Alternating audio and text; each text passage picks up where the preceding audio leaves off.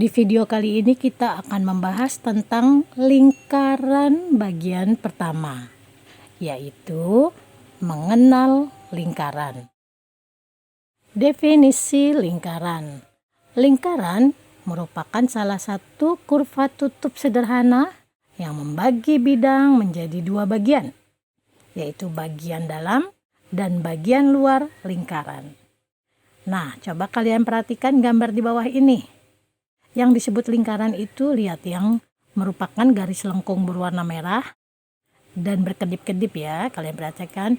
Nah, garis lengkung itu kalau kalian perhatikan kan membagi atau membatasi bidang yang di bagian dalam dan bagian luar.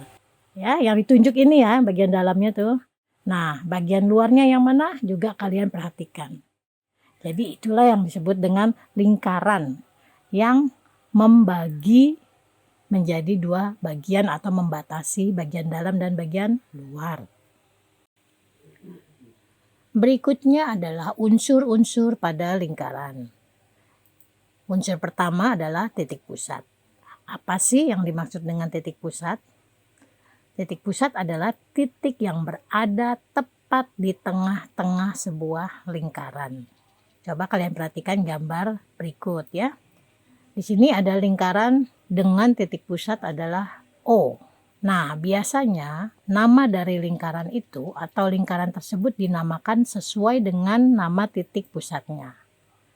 Misalnya, di sini karena titik pusatnya O, berarti lingkarannya disebut sebagai lingkaran O. Oke, gambar kedua, kalian perhatikan. Lingkaran juga di mana titik tengah atau titik pusatnya di sini diberi nama P. Maka berarti lingkaran ini dinamakan lingkaran P. Demikian juga gambar yang ketiga, di mana sebuah lingkaran yang lebih besar memiliki titik tengah-tengah atau titik pusat Q. Maka lingkaran ini berarti dinamakan lingkaran Q. Unsur berikutnya adalah jari-jari. Apa sih yang dimaksud dengan jari-jari? Jadi, jari-jari adalah sebuah ruas garis yang menghubungkan titik pusat lingkaran dengan salah satu titik yang berada pada kurva lingkaran. Contohnya kalian perhatikan gambar di bawah ini. Nah, di sini lingkarannya ada titik pusat. Yang mana yang disebut jari-jari? Iya, itulah yang disebut jari-jari ya. Garis yang menghubungkan titik pusat dengan lingkaran. Nah, yang berkedip-kedip itu ya, garisnya, itulah yang disebut dengan jari-jari. Nah, pada umumnya jari-jari itu diberi simbol sebagai R. Oke, kalian bisa lihat lagi contoh yang kedua, lingkarannya berbeda, jari-jarinya juga berbeda, tapi sama-sama menghubungkan titik pusat dengan salah satu titik pada kurva lingkaran. Di sini contoh ketiganya juga kalian perhatikan, sama ya, menghubungkan titik pusat dengan titik pada kurva lingkaran. Nah, ingat simbol jari-jari biasanya diberi nama sebagai R. Unsur berikutnya adalah diameter. Diameter adalah ruas garis yang menghubungkan antara dua buah titik pada kurva lingkaran dan melalui titik pusat. Coba kalian perhatikan contohnya ya. Sini ada sebuah lingkaran. Nah, di dalam lingkaran itu kalian perhatikan ada dua buah titik pada kurvanya ini ya. Perhatikan titik ini, titik 1, titik 2. Nah, kedua titik ini jika kita hubungkan dan melalui titik pusat atau titik tengah itu, maka inilah yang disebut sebagai diameter. Kalian perhatikan ruas garisnya ya, itu yang disebut diameter nih, yang berkedip-kedip itu. Nah, biasanya diameter disimbolkan dengan huruf D. Kalian bisa perhatikan lagi contoh diameter yang lain. Sini segitiganya lebih besar dari segitiga pertama. Nah, diameternya beda ya sama yang diameter tadi, tapi sama-sama menghubungkan dua buah titik pada kurva lingkaran dan melalui titik pusat. Di sini ada titik pertama, titik keduanya. Kalau dihubungkan dan melewati titik pusat, maka dia juga disebut sebagai diameter. Contoh gambar ketiga juga sama ya. Diameternya di sini ada dua buah titik dihubungkan oleh ruas garis yang melalui titik pusat. Ini juga dinamakan dengan diameter. Unsur yang keempat adalah busur. Busur merupakan garis lengkung yang berhimpit dengan kurva lingkaran. Supaya kalian lebih mudah memahaminya, perhatikan gambar berikut. Nah, yang disebut dengan busur ini garis lengkung yang berkedip-kedip ya. Dia terdapat pada lingkaran. Nah, yang berkedip itu. Nah, untuk busur yang berukuran kecil atau kurang dari 180 derajat, dia dinamakan busur minor. Contoh kedua, kalian perhatikan busur yang lainnya ya. Nah, yang berkedip-kedip itu ya, perhatikan ya. Nah, kalau yang seperti ini busurnya tepat berukuran 180 derajat atau setengah lingkaran. Busur ini dinamakan busur setengah lingkaran. Ingat, kalau yang lebih kecil dari 180 derajat, seperti yang pertama tadi dinamakan busur minor. Yang kedua ini busur setengah lingkaran. Contoh ketiga, kalian perhatikan lagi busurnya yang berkedip-kedip yang terdapat pada kurva lingkaran. Nah, kali ini yang berkedip-kedip kan besar sekali ya, ukurannya lebih dari 180 derajat atau lebih dari setengah lingkaran. Untuk jenis busur ini dinamakan busur mayor. Unsur yang kelima adalah tali busur. Tali busur adalah ruas garis yang menghubungkan dua titik pada lingkaran. Jadi kalian jangan tertukar ya dengan busur ya, yang tadi sudah kita bahas. Kalau busur berupa garis lengkung. Nah, sedangkan tali busur berupa garis atau ruas garis. Jadi, Ibu ulangi, tali busur adalah ruas garis yang menghubungkan dua titik pada lingkaran. Contohnya, biar kalian tidak bingung, perhatikan gambar berikut ini. Ada sebuah lingkaran di mana mempunyai titik pusat P. Lalu, pada lingkaran itu ada dua titik A dan B. Nah, jika kita tarik garis dari titik A dan B, maka itulah yang disebut dengan tali busur AB. Jadi namanya sesuai dengan titiknya ya. Oke, contoh kedua biar kalian tambah paham. Ada sebuah lingkaran berpusat di titik P. Kemudian ada dua buah titik pada lingkaran. Kita namakan di sini K dan L. Lalu kita tarik garis K dan L ini ya. Itulah yang dinamakan tali busur KL. Garisnya itu ya, tali busur. Nah, contoh yang ketiga, kalian perhatikan lingkaran ini memiliki titik pusat O, kemudian ada dua buah titik pada lingkaran, kita namakan di sini PQ. Nah, jika kita tarik kedua titik P dan Q ini, ternyata melewati titik pusat O. Dia termasuk juga merupakan tali busur PQ. Nah, tapi ini juga kalau kalian ingat, dia juga merupakan diameter ya, karena melewati titik pusat lingkaran. Jadi, diameter adalah tali busur terpanjang pada lingkaran. Ingat, diameter itu termasuk tali busur ya. Unsur yang keenam adalah apotema. Apotema adalah ruas garis yang menghubungkan titik pusat lingkaran dengan tali busur sehingga membentuk sudut siku-siku. Supaya kalian lebih mudah memahaminya, perhatikan gambar berikut ini. Ada sebuah lingkaran di mana pada lingkaran itu ada tali busur AB dan titik pusat P. Nah, dari titik pusat P kita tarik garis lurus ke tali busur AB sehingga membentuk sudut siku-siku. Garis inilah yang disebut dengan apotema. Di sini Ibu beri warna merah ya apotemanya. Contoh kedua, sebuah lingkaran terdapat tali busur KL dan titik pusat P. Kita tarik garis juga ya dari P ke tali busur KL sehingga membentuk siku-siku. Nah, inilah yang disebut dengan apotema. Yang berwarna merah itu ya apotemanya. Unsur yang ketujuh adalah juring.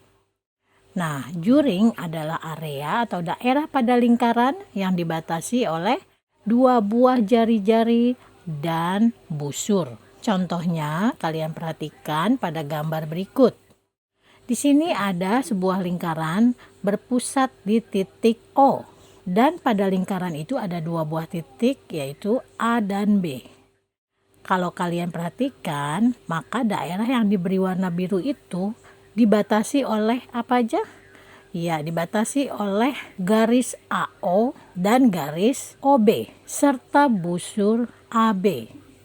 Inilah yang disebut dengan juring, yaitu sebuah area yang diberi warna biru ini. Coba kalau kalian perhatikan, benar kan tadi dibatasi oleh dua buah jari-jari dan busur. Yaitu di sini jari-jarinya OA dan OB dan busurnya adalah AB. Contoh yang kedua, sebuah lingkaran berpusat di P, dia memiliki dua titik yaitu titik Q dan titik R. Nah, kalau kalian perhatikan, daerah yang berwarna biru ini dibatasi oleh dua buah jari-jari kan, yaitu jari-jarinya apa? PQ dan PR. Sedangkan busurnya adalah busur QR. Nah, kebetulan juring ini berbentuk apa? Setengah lingkaran. Contoh lain, sebuah lingkaran berpusat di titik P dan memiliki titik K dan L. Kalau kalian perhatikan lagi, area yang berwarna biru ini dibatasi oleh dua jari-jari kan, yaitu jari-jari KP dan jari-jari PL. Kemudian dia juga dibatasi oleh juring KL. Di sini juringnya yang besarnya ya, karena yang diberi warna birunya itu yang besar ya. Itu juga disebut sebagai juring. Jadi area atau daerah pada lingkaran yang diberi warna tadi itu yang disebut dengan juring. Unsur yang kedelapan adalah tembereng. Tembereng adalah area atau daerah pada lingkaran yang dibatasi oleh tali busur dan busur. Kalian perhatikan gambar berikut ini supaya lebih memahaminya. Nah, karena tembereng itu dibatasi oleh busur dan tali busur, maka area di antara batas-batas busur dan tali busur itu kita beri warna saja ya, biar kalian lebih mudah. Di sini temberengnya kita beri nama tembereng AB. Kenapa? Karena dia dibatasi oleh busur AB dan tali busur AB. Contoh kedua, kalian perhatikan ada tembereng QR. Kenapa dinamakan QR? Karena temberengnya dibatasi oleh busur QR dan tali busur QR. Jangan lupa diberi arsir atau warna ya, area yang disebut dengan tembereng itu. Unsur berikutnya atau yang ke-9, sudut pusat. Nah, yang dimaksud sudut pusat adalah sudut yang titik sudutnya ada di titik P sebagai pusat lingkaran. Dan kaki sudutnya merupakan jari-jari lingkaran. Coba kalian perhatikan contohnya. Nah, di sini ada lingkaran di mana mempunyai titik pusat O dan jari-jarinya ada OA dan OB. Nah, yang disebut dengan sudut pusat adalah sudut yang dibentuk oleh jari-jari OA dan jari-jari OB. Di sini kita namakan sebagai sudut alfa. Jadi sudut alfa atau sudut AOB adalah sudut pusat. Contoh kedua, lingkaran berpusat di titik P. Kemudian ada jari-jari PR dan jari-jari PQ. Nah, sudut pusat adalah sudut yang dibentuk antara jari-jari PR dan PQ ini ya. Di sini kita beri nama sebagai sudut beta. Lalu contoh yang ketiga, sebuah lingkaran berpusat di O dan memiliki jari-jari OK dan OL. Maka sudut KOL atau kita beri nama sudut theta itu ya, itulah yang disebut dengan sudut pusat. Jadi kuncinya apa? Kalian ingat yang disebut sudut pusat adalah sudut yang memiliki titik sudutnya di pusat ya. Pasti dia melewati pusat lingkaran. Unsur yang terakhir atau ke-10 adalah sudut keliling. Sudut keliling adalah sudut yang dibentuk oleh perpotongan antara dua tali busur pada satu titik di kurva lingkaran. Supaya kalian lebih mudah, maka perhatikan gambar berikut ini. Kita buat dulu ya lingkarannya. Kemudian karena disebut sebagai perpotongan dua tali busur, berarti kita harus buat dua buah tali busur. Ingat, dua buah tali busurnya harus berpotongan. Di sini kita buat saja ya. Tali busur pertamanya adalah AC. tali busur keduanya adalah BC. Di mana titik potongnya berarti di titik C itu ya. Nah, titik C inilah yang bisa kita namakan sebagai sudut alfa. Nah, titik C ini atau sudut alfa inilah yang disebut dengan sudut keliling. Ingat, sudut keliling itu tidak melewati titik pusat ya, tapi dia berada pada kurva lingkaran. Contoh kedua, kita buat dulu lingkarannya, kemudian kita buat 2 buah tali busur. Di sini kita namakan misalnya tali busurnya QS dan RS. Berarti kan QS dan RS ini bertemu di titik potong yaitu di titik S.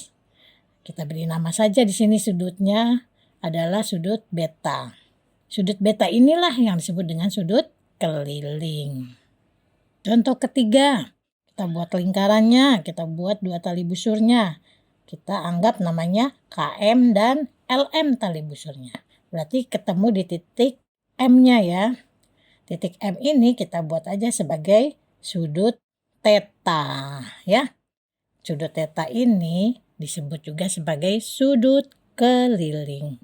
Kalian mengerti kan berarti bedanya sudut pusat dan sudut keliling?